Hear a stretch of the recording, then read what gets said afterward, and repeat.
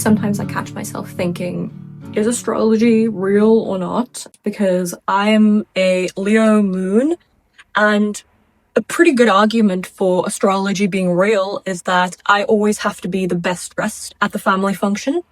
And I have competition. So I have to like make sure I'm actually doing something interesting.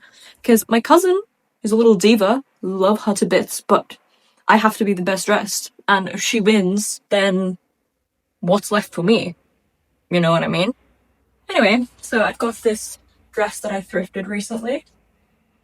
I always like the Victorian ghost vibe. It always makes me happy. Gotta pick some shoes that are gonna go with it, hopefully. I mean, I really don't have many shoes. My Docs or my loafers, I guess, would be best. I don't know. White socks because I am Gen Z, allegedly. I'm an elder Gen Z. Try loafers first. Ooh, this one's really giving Victorian ghost. Actually, it's giving a little bit too much Victorian school child. Let's try the Docs.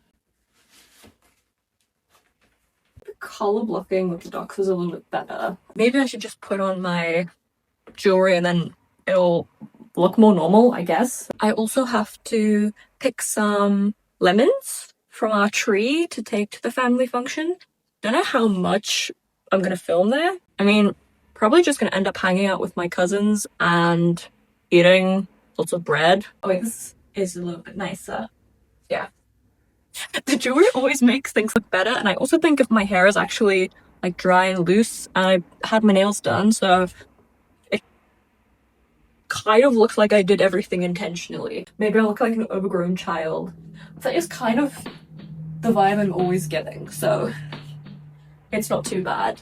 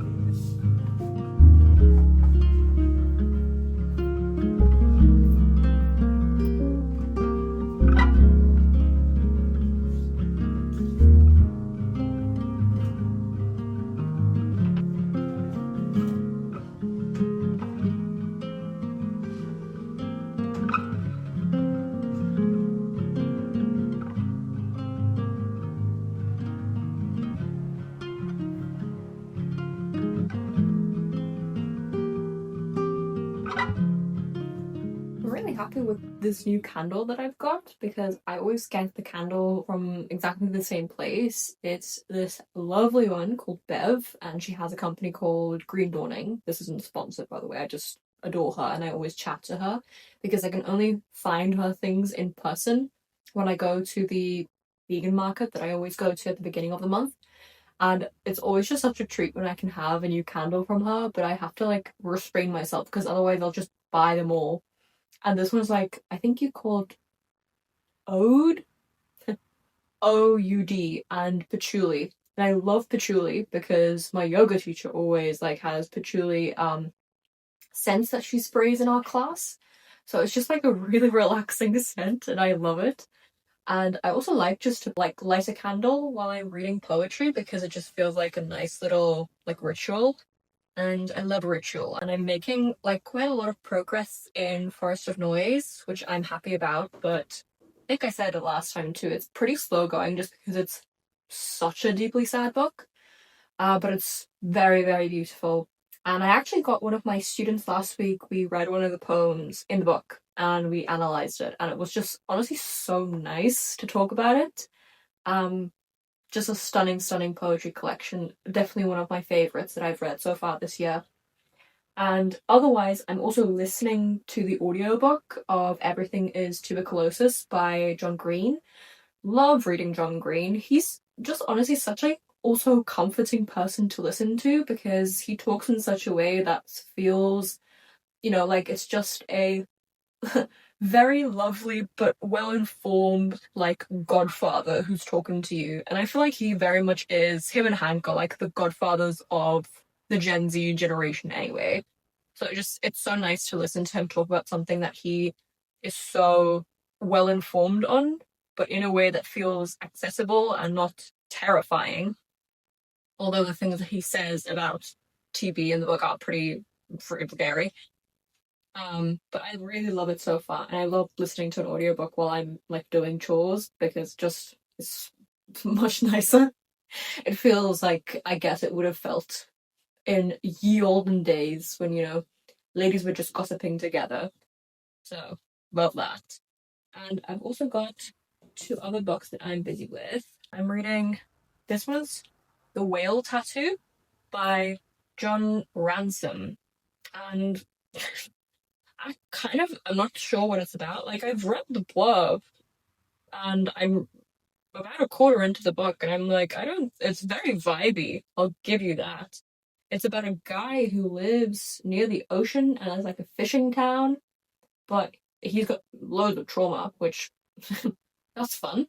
But I'm not really sure what the point of the story is yet. But one of my friends on Instagram recommended this to me, so I'm giving it a go. And I borrowed it from my library a little while ago, so I have to return it soon.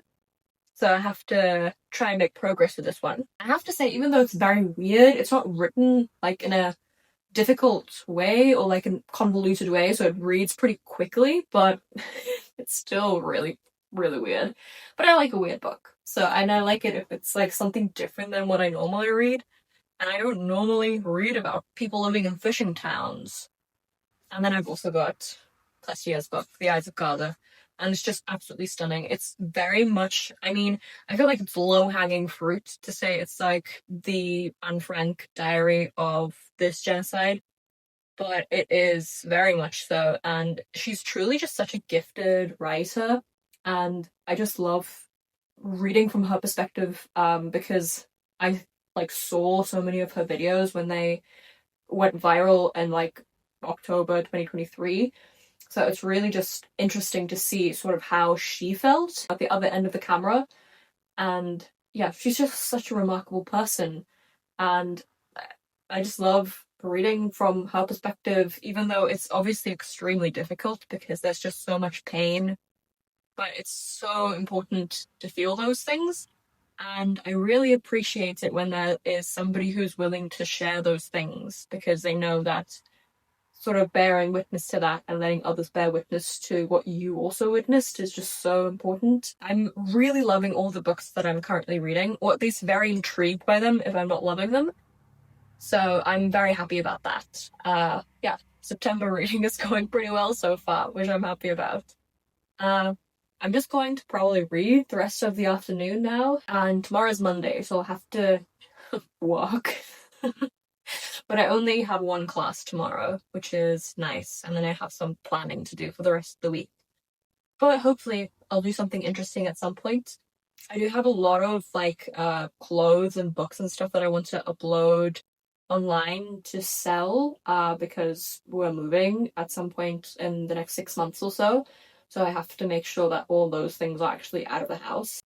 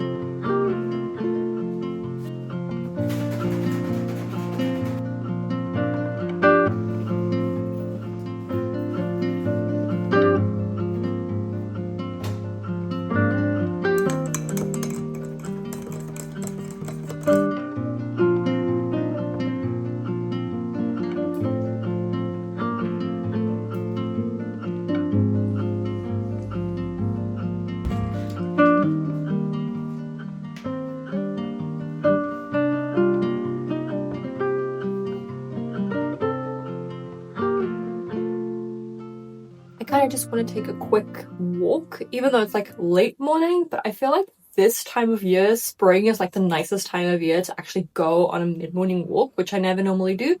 So I'm taking my AirPods with me so I can listen to an audiobook. So that's what we're doing this morning. Did a little bit of work now, and I had my coffee, and this afternoon I'm just going to do some more work and read a little bit, and that's gonna be today.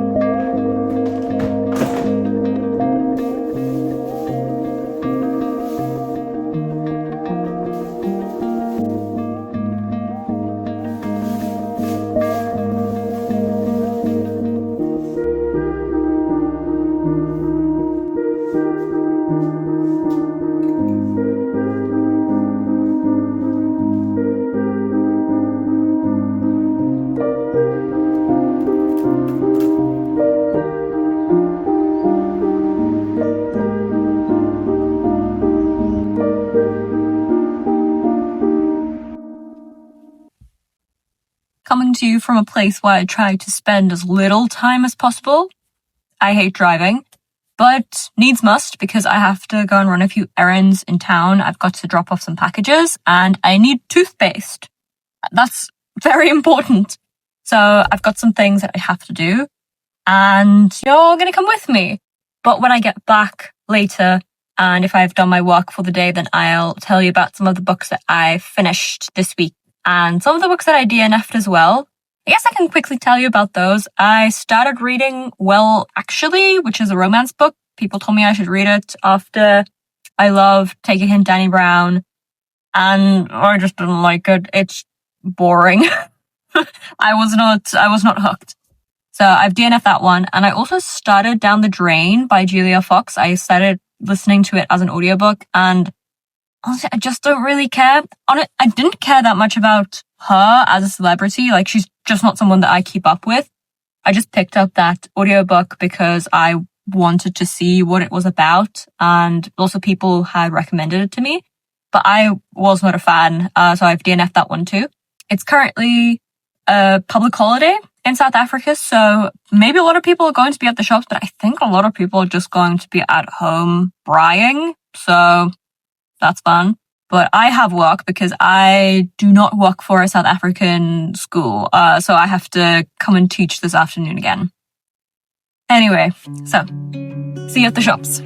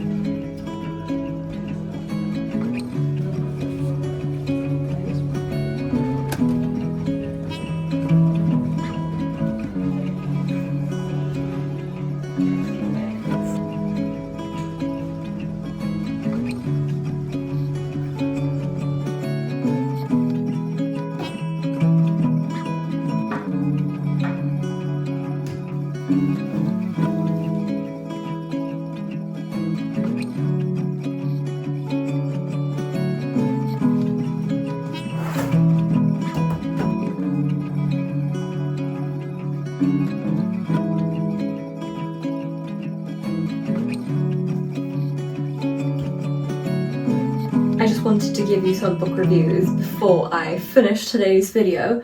So I finished Forest of Noise over the weekend, and it is an absolutely remarkable poetry collection. I highly recommend this to absolutely anyone who wants to get into poetry because it is super accessible, and also who wants to learn more about the history of Palestine and also the current situation in Palestine. I think it just does a remarkable job at blending poetry with memoir and with just feeling, and the imagery that's used in this collection is absolutely incredible. Yeah, Mosab is an absolutely incredible poet. I'm so excited to read more of his poetry at some point as well. I know there's one collection that's been recommended to me, something about like things I find in my ear. I don't know, I'll put it on the screen. It sounds interesting though, and he's an incredible poet, so I'm very excited to read anything that he has written so far. So highly recommend this. Definitely my favorite book that I've read so far in September. And then I also finished listening to the audiobook for Everything is Tuberculosis by John Green. This book suffered a little bit from the fact that I watch a lot of John Green content, and I had already sort of seen a lot of things that he had spoken about from him just speaking about it in videos before, so it wasn't brand new information to me.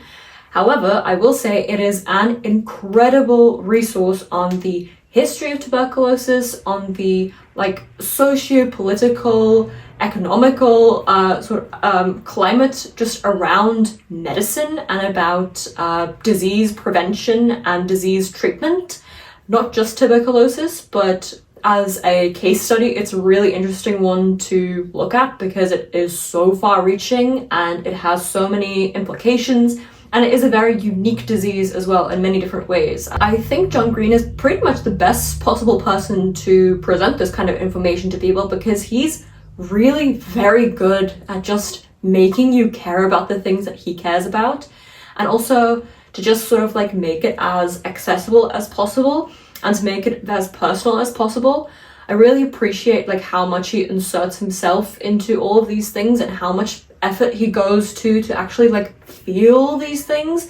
He's not like a detached person who's, you know, sort of just like watching something like from an anthropological perspective. He's really trying to immerse himself in as much empathy as he can.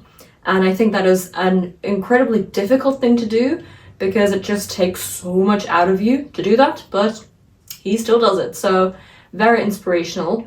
and I would recommend the audiobook as well because he's just great to listen to. He's, you know, why wouldn't you listen to the audiobook if it's available? And yeah, like I said, DNF 2 wasn't too happy about that, but so it goes. I'm also still reading The Whale Tattoo and The Eyes of Gaza. I think you can probably see it in the background there. And they're both just a little bit slow going because, again, my work week started and my brain is fried, so reading isn't really going to happen that much, but that's okay. I've got some fun things coming up because next week is Taylor Swift album release week, which is exciting. So I'm going to be doing some things around that, so that's something to look forward to. And if you've watched this far, please tell me what's the best thing that's happened to you this week. Just your favorite memory from this week. I would love to know. Otherwise, we're all done for this video. So thanks so much for hanging out with me, and I will see you again very soon. Take care.